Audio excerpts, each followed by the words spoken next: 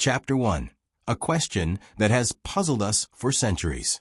Walk through the Egyptian Museum in Cairo, or stand beside the towering obelisk scattered from Luxor to Rome, and you'll eventually run into the same nagging question archaeologists have wrestled with for 2 centuries. How did a Bronze Age civilization, with no iron tools and no powered machinery, manage to cut, shape, and polish some of the hardest stone on Earth with a level of precision that still impresses modern engineers? Granite isn't soft limestone. It's one of the toughest natural materials the ancient world had access to. And yet the Egyptians worked it into sarcophagi, statues, and obelisks with joints so tight a knife blade can't slip between them. Recently, that old question got a new twist. Researchers and curious tech enthusiasts began putting the mystery directly to Grok, the AI system developed by XAI, to see whether a modern artificial intelligence, trained on centuries of archaeological data, would surface something the history books had missed. The answer wasn't a revelation about ancient aliens or lost super technology. It was something far more grounded, and in its own way, far more impressive. Chapter 2. Why granite was considered nearly impossible to work. To understand why this question has lingered for so long, it helps to understand just how stubborn granite actually is.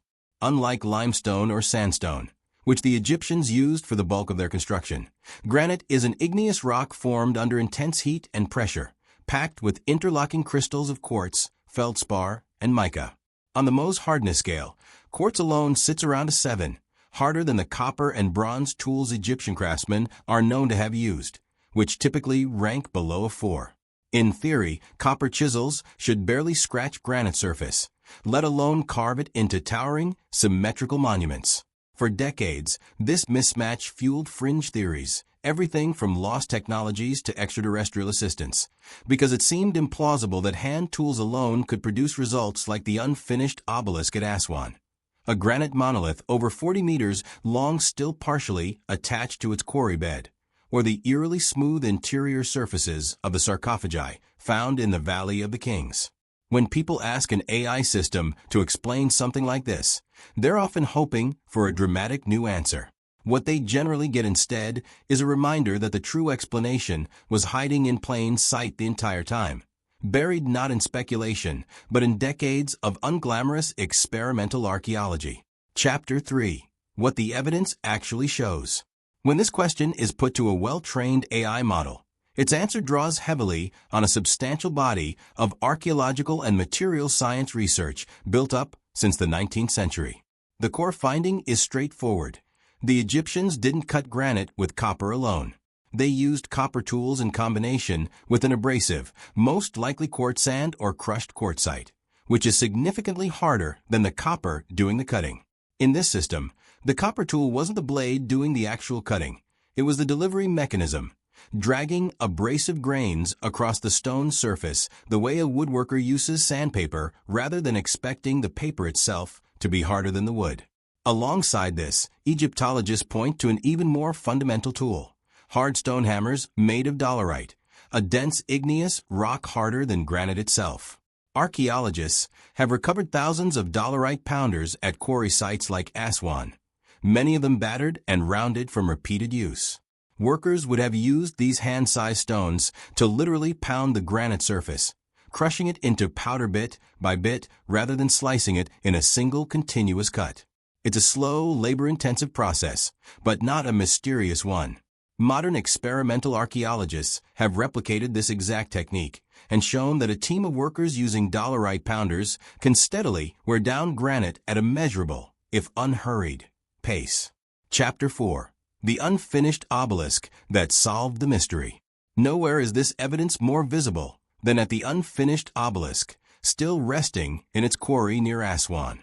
Abandoned partway through construction after cracks developed in the stone, it offers something rare in archaeology, a frozen snapshot of the process itself, rather than just the finished product.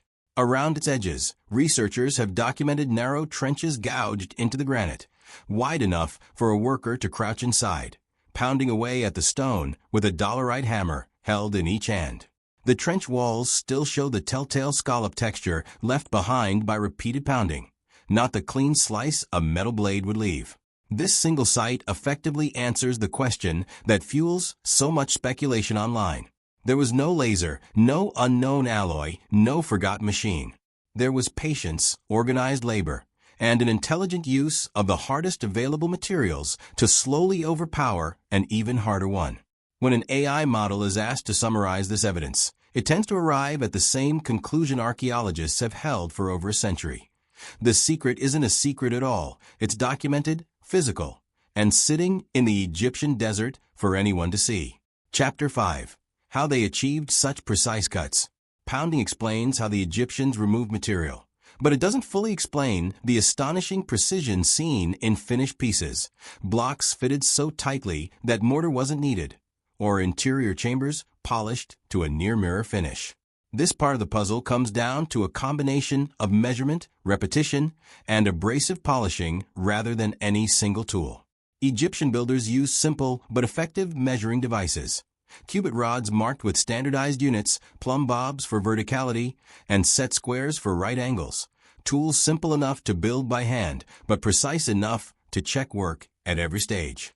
For polishing, workers likely used the same quartz-based abrasives in progressively finer grades, essentially an ancient version of sandpaper, rubbed by hand or with wooden tools across a surface until it reached the smoothness seen in surviving artifacts. It wasn't fast. Some estimates suggest a single large statue or sarcophagus could have taken skilled teams months or even years of steady, repetitive labor. But slow and methodical isn't the same as impossible, and the archaeological record supports exactly this kind of patient, incremental process rather than any shortcut. Chapter 6. Why this answer still feels surprising. If the explanation is this well documented, why does the question keep resurfacing? And why did the idea of asking an AI system generate so much attention? Part of it comes down to how counterintuitive the scale of ancient labor organization can feel to modern audiences.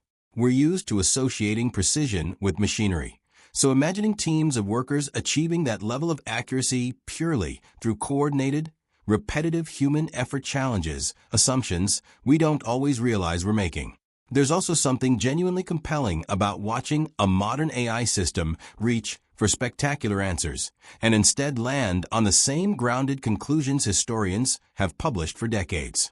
In an era where AI is often expected to reveal hidden or shocking truths, there's a quiet kind of surprise in discovering that the most rigorously supported answer was also the least sensational one. Rather than uncovering a cover-up or a lost technology, the exercise mostly reaffirmed just how remarkable ancient human ingenuity actually was, no embellishment required. Chapter 7. The Human Story Behind the Stone. Perhaps the most overlooked part of this story is the sheer scale of coordinated effort it represents. Quarrying, shaping, and transporting a single granite obelisk involved specialized quarry workers, toolmakers producing a steady supply of dolerite pounders, laborers moving stone using sledges and likely wetted sand to reduce friction, and overseers coordinating the entire operation across what could be years of continuous work. This wasn't the achievement of a lone genius or a hidden device. It was the product of an extraordinarily well-organized society capable of mobilizing thousands of workers toward a singular, monumental goal. That's ultimately the more interesting revelation buried in this question, whether it's asked of a historian or an AI system. The techniques weren't magical, but the organization, patience, and sheer collective willpower behind them absolutely were. Ancient Egyptians didn't need advanced technology to accomplish what looks impossible today. They needed time, manpower, and an intimate understanding of the materials in front of them. Three things they clearly had in abundance. Chapter 8. What this means for how we see ancient history. The next time someone asks whether an AI system uncovered some hidden secret about how the pyramids or obelisks were built, the honest answer is a little less dramatic than the headlines suggest, and arguably more impressive because of it. The mystery of Egyptian granite working was never really unsolved. It was documented in tool marks, in unfinished quarry sites, and in decades of hands-on experimental archaeology conducted by researchers determined to test these methods themselves rather than simply theorize about them. What modern AI adds to this conversation isn't a new answer, but a new way of packaging an old one, distilling decades of scattered academic research into a clear, accessible explanation for a curious public. And maybe that's the real shock here. Not that the ancient Egyptians had some secret modern science has only now uncovered, but that their real methods, patient, resourceful, and remarkably effective, were extraordinary enough to stand entirely on their own. What do you think is the most impressive feat of ancient engineering? Let us know.